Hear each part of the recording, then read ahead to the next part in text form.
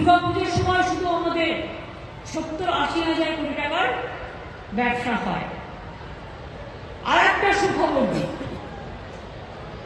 জানুয়ারি মাসের 2nd week north Bengal থেকে আমি দেখতে পাচ্ছি সঞ্জয় টিবরেওয়াল এবং দুগারের সহ অনেকে এসছেন।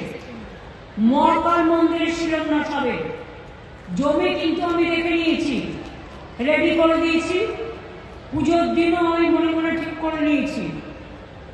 ট্রাস্টের একটা মিটিং করে বাদ বাকিটা আপনাদের কাজটা করতে হবে, যেটা হচ্ছে আর্কিটেকচারটা। টাকাও জোগাড় হয়ে গেছে, আমি বাজে কথা কম বলি।